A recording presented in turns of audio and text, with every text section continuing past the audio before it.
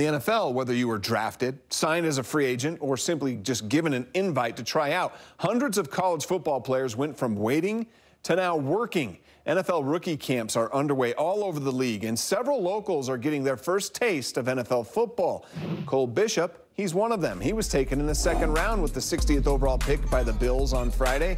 On Friday, Bishop was in his number 24 Bills jersey on the practice field with his fellow Buffalo newcomers. There was 10 draft picks there, 12 undrafted free agents, and 26 players there on tryout invitations, all getting acquainted with their new coaches and their new playbooks, which is just step one of many for Cole Bishop this offseason.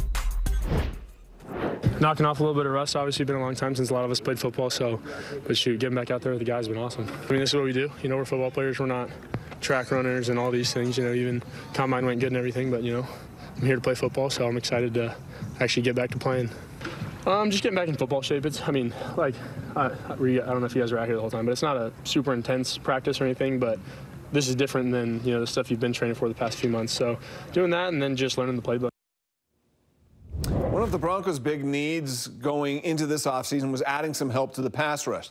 Jonathan Cooper and Nick Bonito, they both had 8 sacks this season, but as a team, they still ranked 22nd in the league. That's where Ute Jonah Ellis comes into play. The Broncos took Ellis in the 3rd round with the 76th overall pick. He was on the field in Dove Valley for the Broncos on Saturday to begin rookie camp. Ellis, he's wearing the number 52 for the Broncos, and he told the Denver media that he's learned a lot from his dad, Luther, about what's helping him get ready for the NFL.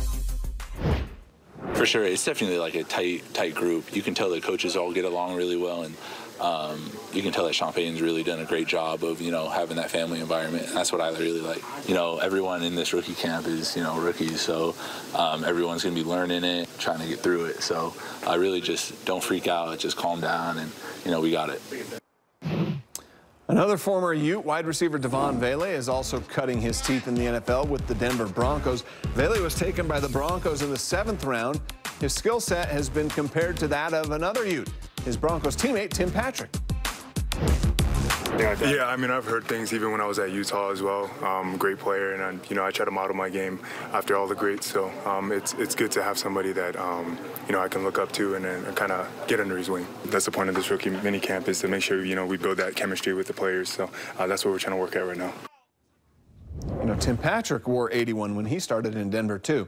How about Sione Vaki? Already a very good safety for Utah when Coach Witt had to turn to him in a pinch. When depth at running back was running thin, Vaki shined. He was widely considered a safety going into this NFL draft, but the Lions took him in the 4th round and announced him as a running back. He's definitely versatile. His first ever practice in an NFL uniform on Friday, the first day of Lions rookie camp, he was wearing the blue number 33 jersey, where Vaki spent the day with the running backs as well as special teams. He had 5 or more touches in 6 games with the Utes last fall, finished with 317 yards rushing, 203 yards receiving, and 5 total touchdowns. Now, going into camp with the Lions, the primary focus is definitely on offense. It's different for him, but he's excited to learn from his position coach and to catch a vision of what his NFL potential may be. I mean, it's exciting being on offensive ball now. I know we only got a little sneak peek, a little taste of, you know, what he can actually do, but being out there catching the ball, being in his offense is, man, it's fun. It feels good. Being with Coach Montgomery, being in his room, it's been a blast, man. I mean, there's definitely a lot of learning, definitely a lot of details that I need to fix myself personally, but being out there was great. Man, that's what I'm here to find out, really, and I feel like I'm in the best spot, best coaching, best place to be able to learn that. And see what my potential is. When the Chiefs made the phone call to Kingsley Suamataia to tell the BYU tackle that they were going to take him in the NFL draft, Chiefs GM Brett Veach told him that Andy Reid loved offensive linemen and BYU alums. Kingsley checked off both of those boxes, and now he is reported for duty with the Kansas City Chiefs, the defending Super Bowl champs. You know, they didn't have a lot of needs, but offensive tackle was one of them this offseason, and they're hoping Kingsley can help there. Kingsley feels right at home in KC, of course, with head coach Andy Reid. Reid is excited about Kingsley's potential, too. I don't know. I call him Uncle. That's a BYU legend right there. And just being able to practice with him, you know, he's very quiet, but when he has his words that he has to say, it definitely hits hard, hits home for me. So it feels like family just being here. So it makes it more better and more comfortable. BYU quarterback Keaton Slovis was taken. He wasn't taken in the draft, but the Colts quickly signed him as an undrafted free agent to provide depth and competition to a quarterback room that already includes Anthony Richardson, Joe Flacco, and Sam Ehlinger.